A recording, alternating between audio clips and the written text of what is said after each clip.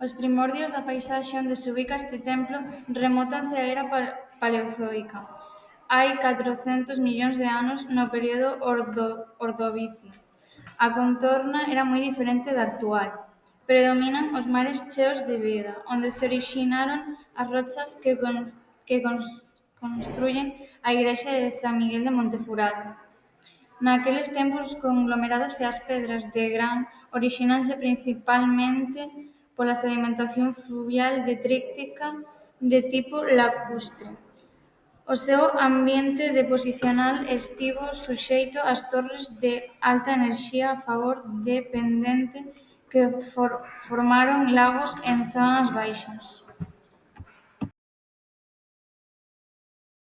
Os sedimentos que logo litificaron trátanse de gravas e cuarcitas, que foron cementadas grazas á abundante presenza de ferro disolto naquelas augas.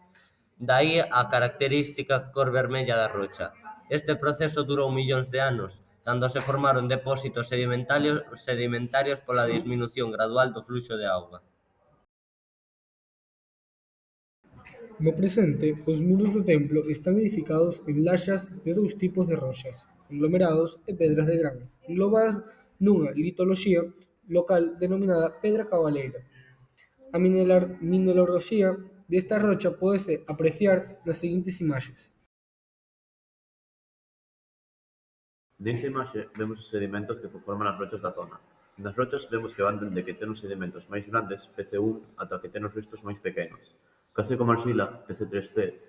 Nas imaxes PC1 a PC3A son conglomerados, e nas imaxes PC3B e PC3C son de pedra de gran. Os minerais que unen estas rochas son as goetitas e as hematitas, nas cales o ferro é o pegamento que as une.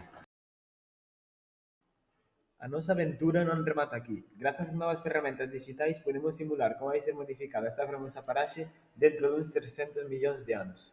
Así, coa axuda da aplicación de IA Google Gemini, observamos como nos primeiros millóns de anos a erosión continúa, desmantelará as montañas do macizo ibérico, onde está Quiroga, o río Sil deixará de existir tal e como o coñecemos, e o val colmatarase ou elevarase por novas presións tectónicas.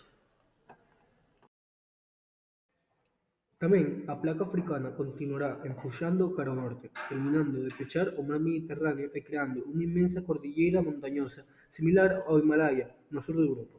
Posteriormente, o Océano Atlántico comezará a pecharse, unindo de novo América con Eurasia. Dependendo do modelo xeodinámico que ocorra, o terreno de Montefurado terminará atrapado no interior dun novo supercontinente, Panxea Última, ou Neopanxea. Neste modelo, o Atlántico péchase. A Península Ibérica quedase esmasgada no interior da gran masa continental, moi lonxe da costa. O terreo de Montefurado pasará de ser unha zona húmida e temperada a formar parte dun interior continental árido, desértico e con temperaturas extremas, rodeado de colosais cadeas montañosas nacidos do choque entre continentes. A masía. Se o Atlántico segue a expandirse e péchase o Pacífico, os continentes fusionaranse no Polo Norte. Neste escenario, o terreo desprazaríase cara a latitudes moito máis setentrionais, quedando probablemente sepultado baixo enormes capas de xeo polares. E ata aquí o noso vídeo explicando a historia e o futuro do terreo da zona da igrexa de San Miguel de Montefurado. Esperamos que vos haxa gustado. Moitas grazas.